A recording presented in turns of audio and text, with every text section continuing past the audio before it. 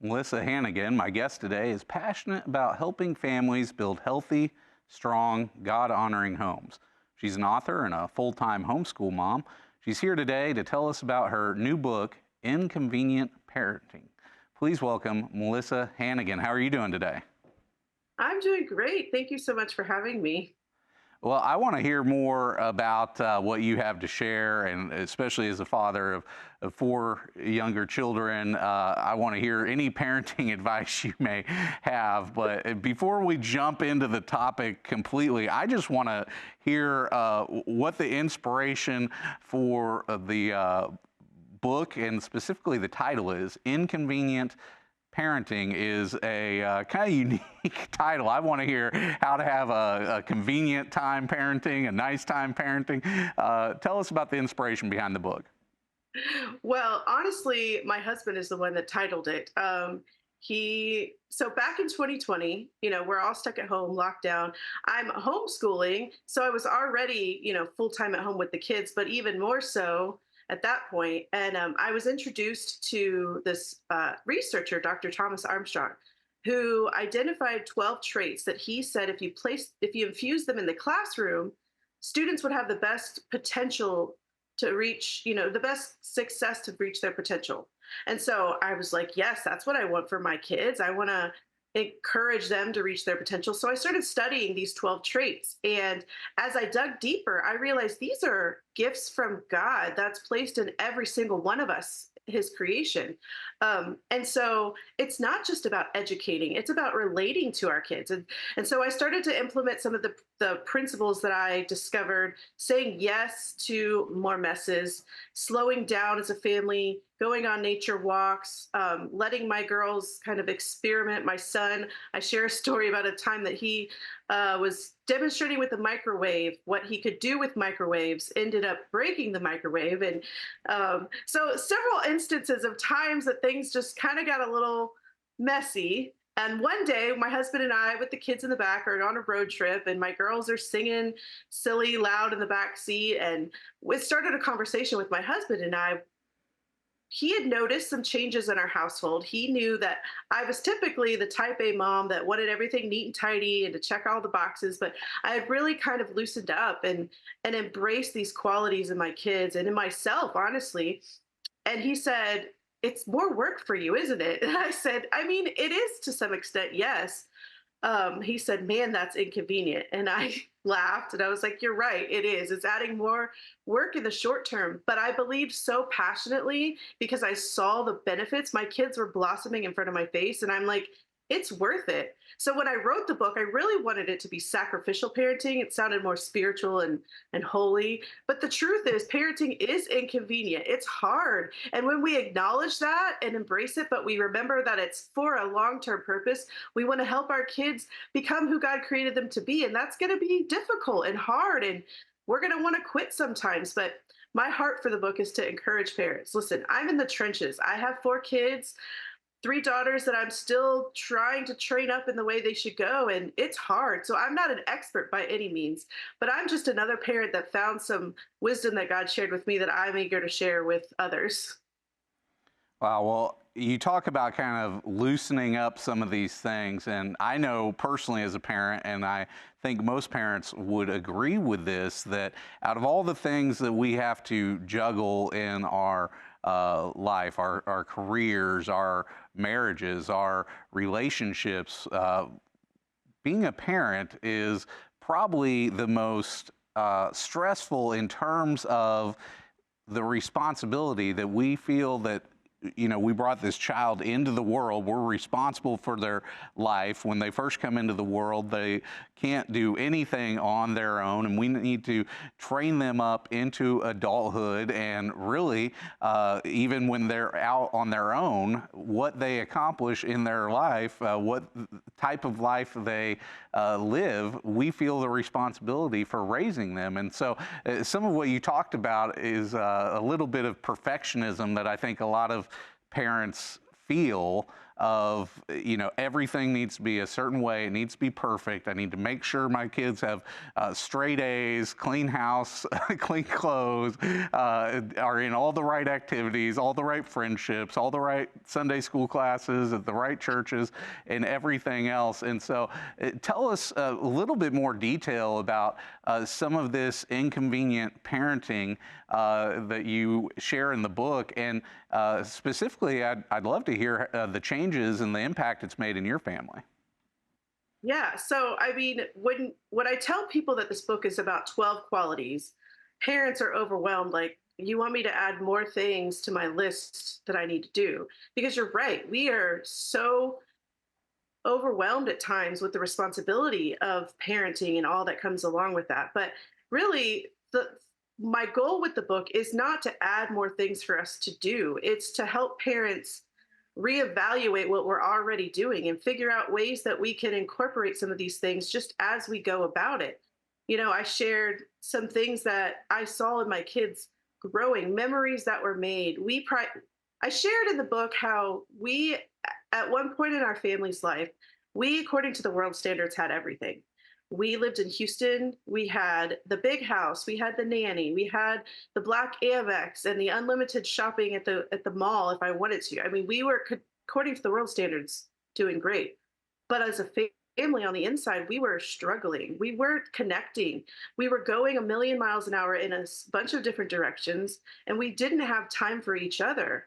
And so I started praying at that point, God, whatever it takes, capture our family's hearts for you. And through a series of very difficult events, God did just that. He pared away things that didn't matter. And a lot of the comforts and conveniences that we had were stripped away. And it was hard. And there were times my husband looked at me and said, "Why did you pray that? This is not easy." And yet I can look back and see how good God has been. So this book was set to launch in August of 23. And in June, we were gearing up for the promo stuff, getting ready to hit the road to do interviews and all of that stuff. And completely out of the blue, my son had a tragic accident. He dove into a friend's swimming pool and fractured his spine. Um, Miracle of miracles, his friends were able to pull him out of the pool. He was airlifted to the children's hospital. He had spinal surgery, which he survived beautifully, started rehab. But instantly our lives changed. We knew as soon as we got the diagnosis that he was going to be paralyzed, that we were going to have to pivot. Like, our expectations, he was getting ready to enter his senior year of high school. Like, everything that we thought was gone was changed. And little did we know that it would change even more dramatically. 3 weeks we were in ICU, and ultimately he succumbed to strokes, and he passed away. Was not at our radar at all. And yet God was so faithful. I mean, I could talk all day about God, his presence with us in the ICU, Joey's faithfulness to God, and just testifying to God's goodness while laying in a hospital bed paralyzed. I mean, he shared his testimony with nurses and doctors, and we had worship services around his hospital bed. I mean, God was so faithful to us in the midst of that. But towards the very end, as we knew he was passing to be with the Lord, I reflected back on, like you said, the very beginning of parenting. You have this brand new baby that you have all these hopes and dreams and expectations for. And, all of it was gone. And yet I can look back and see with gratitude, God guiding our family to choose the inconvenient path of parenting, because I got to see Joey blossom into who God created him to be. He completed the good works that God had for him. And I got to be there for all of it. We had such a strong relationship because of these principles, because God stripped away the things that didn't matter and made time for the things that really did, which was spending time with each other. God taught me to see Joey uniquely created. He's different from his sisters. Each of our kids are different, right? They're all so very different. And yet I got the privilege of cultivating all of the gifts that God placed in Joey, and to see his entire life before my eyes. I mean, obviously, as a mom, you never want to say goodbye to any of your children.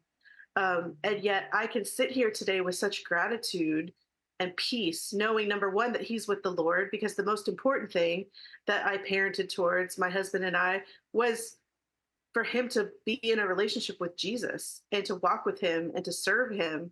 And I got to see that. And so I know that I will see him again someday. And so now my job is to carry on his legacy and to continue parenting in a way that I won't have any regrets with my girls either. And so back in June, when I started this book process, I had no idea today that I would be so much more passionate for parents to embrace the moments that we have, see our kids as who God created them to be, and live every moment as if it could be the last, because it might be. Wow. Well, sorry for your loss. And I think that that is probably one of the most difficult things that somebody could go through. But the peace that God gives us, and as the scripture describes that peace that surpasses all understanding, it's great to hear that even despite all that, that you can take the approach and the attitude that you have. And I think that whether you're a parent or not, a lot of the principles you're describing are things that anybody could incorporate into their life, these biblical principles. I know we can't get to all 12 of the traits that you put into the book, but you know, again, we kind of get caught up in perfection, in the rat race of trying to keep up with worldly standards. What's maybe, if you could pick one of your favorite or most important traits that you think people could take away from this, what would you share with our viewers today? Man, that's a hard one. I get that asked a lot. Lately, I think my favorite one these days is joy. You know, when Mm. I read these qualities, Dr. Armstrong identified them as things that geniuses all possessed. Humor, playfulness, and joy were things that were surprising to me that he enlisted in that. But today, especially, I'm so grateful for the joy. And he Armstrong defined joy differently than I do, and I kind of tease that out in the book. But ultimately, as a believer, you know, our joy is in the Lord, and we've experienced the joy that makes no sense, the peace that makes no sense, we've seen the fruits of the suffering that we've gone through. And so, how can we not have joy? I'll tell a really quick story. While Joey was in the hospital, right before he had his surgery, our church basketball team wanted to dedicate their season to him. So they asked him for a verse that they could put on the jersey. And without missing a beat, he says, James 1 2, of course, count it all joy when you face various trials. And as a parent, I was humbled and shocked. What 16-year-old, almost 17-year-old can stand on the truth and promises of James 1 2 while laying in a bed, paralyzed, facing a spinal surgery? And yet, that has been our family's verse that we've held on to as we face different trials. Nothing as significant as what we're walking through right now. And yet, I can see God has been so faithful to give us the strength to count it all joy, no matter what we're going through. And so, I guess joy would be the one that I am holding the closest to these days. Wow. Well, Melissa, thank you so much for taking time to share with us today. And I do want to encourage our viewers, and especially those of us that are parents, to get the book Inconvenient Parenting, Activate Your Child's God-Given Traits. And I think another important aspect is I know that you share these aren't just traits for the parents, but traits that we want to share in part into our children's life. And so thank you so much for putting this together and for taking time to share with us today. God bless you. Thank you so much. Thank you. And I want to encourage you, if you need prayer, maybe you're a parent that is wanting to know how to instill godly principles into the lives of your children, or maybe you're a grandparent, or maybe you just have a personal need today. I know our guest today shared about her personal loss, and many of the prayer requests that come in deal with the loss of a child, a family member, a relative, loved one, someone in your life. I want you to know that our prayer partners are standing by. 1-800-232-9855.